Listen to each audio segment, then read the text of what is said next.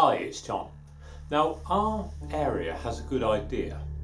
We have recycling centres, and you take your stuff along and you sort it into bricks and garden waste and general refuge and metal and bottles and old batteries. So it all gets sorted, and the idea is to recycle the stuff. And if there's anything which seems to be resaleable, it's put on a little stall at the dump and people can buy it. And it's a sort of reflection really on the consumer society. You know, people can't be bothered to sell stuff, so they'll just dump it. And I was down in the Dorchester dump the other week, and there was a BMX bicycle there. And I've never ridden a BMX, and I thought, oh, that looks good, and it was nearly as good as new. And I think I paid £7 for it.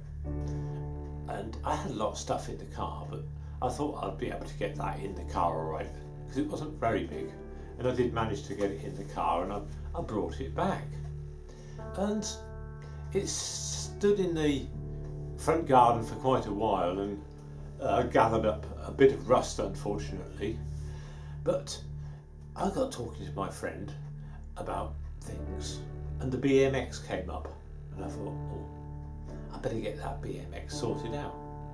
I knew there was slight things wrong with it, and everything on a BMX is Allen keys, and I had sets of Allen keys, so I found them by a bit of luck and was able to tighten up things that had been loose. Like, it was all mainly around the pedals, and then I had a little go on it. I'd never ridden a BMX before because they came sort of after my childhood. They came out in the, I don't know, 80s or something, and I never had anything to do with them.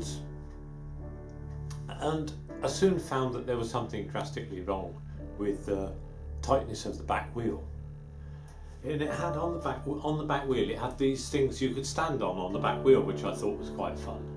But the trouble is, I've got size 13 feet, and I wasn't able to actually turn the little pedals, because it had little pedals for the ground clearance. So I had to find a spanner, and the bolt was actually right inside of these conical foot posts at the back. What I managed to do was, with the toolbar of the socket set, not the ratchet, the toolbar, get the socket in and then move the toolbar around with a little Stilson. And there were 19mm bolt nuts on the end of those, the spindles at the back, so very heavy duty stuff on a BMX bike.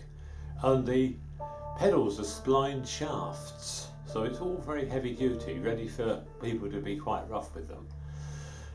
And I managed to get these two back footrests off, which I wasn't going to be doing anyway. I wasn't going to be doing any tricks to start with, because I just had to learn how to ride this stupid thing. And then I could adjust the chain up a bit.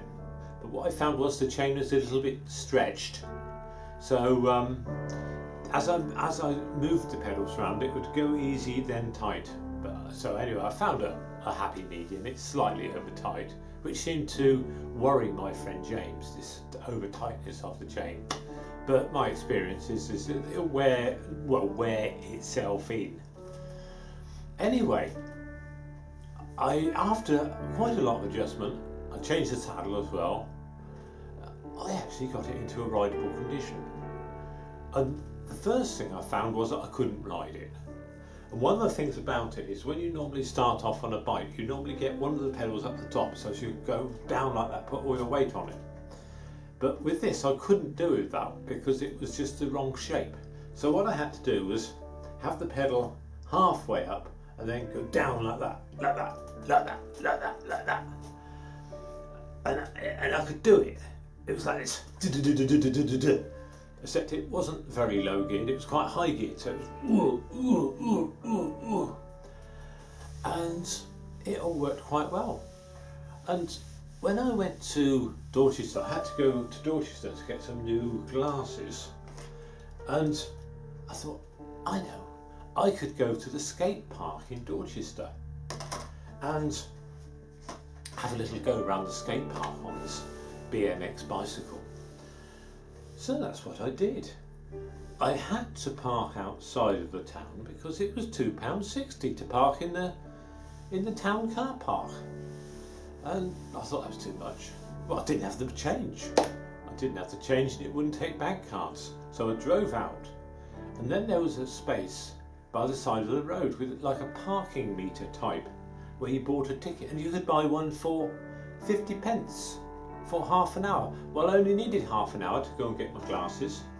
So that's what I did. I went and got the glasses.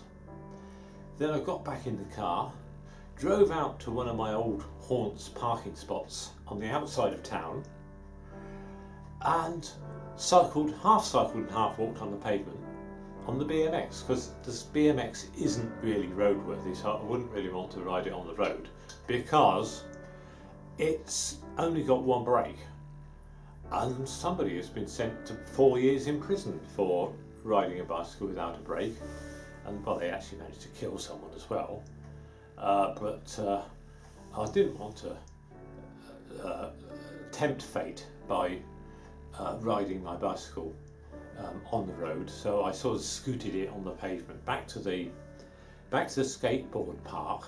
And on the instructions on the skateboard park, it tells you are allowed to ride BMX bikes on there, but it says that protective clothing should be worn at all time. Well, I did have a helmet with me, but I felt a bit of a wally in a helmet, but I just had the bobble hat. And I was lucky that there was no one else at the skate park at the time, and I was able to, try things out. I mean, I didn't attempt any tricks, and I didn't go down any of the steep slopes. I just went down the gentle slopes and tried to get enough momentum to go up some of the other gentle slopes. But I'm quite surprised with myself, because I went from not being able to ride the thing at all, but partly because they're so high geared, and it's a little crank, so it's not very suitable for big feet and big legs, and partly because you take so much weight on the handlebars. It's a different way of cycling. But I was and am quite impressed that I was able to adjust to it. It wasn't very long before I'm feeling quite comfortable with it. So I'm quite comfortable with riding the BMX now, and I think I don't think I will ride it much. I think I'm going to put it into storage for a while, and I've got another bike out there which I think might be more suitable. It's got an aluminium frame. It's got lots of gears, and it's got small wheels, so I think it might be a very low gear, which I might be able to get up the hill which is here. As one of the problems with our house is that we live on the top of a hill, and you can cycle down all right, but when it comes to come back up again, of course the hill is too steep to cycle up, and you can feel absolutely exhausted, especially if I've been working down the allotment, and then you've got to come up this hill. It's so tiring. But I've got a little old bike out there which I think I'll do up a bit, and see if I can get that to come up the hill easier. Anyway, I've been getting the bike out of the car, so I've got some video which you've probably seen bits, because I'm going to edit this all together, of the bike.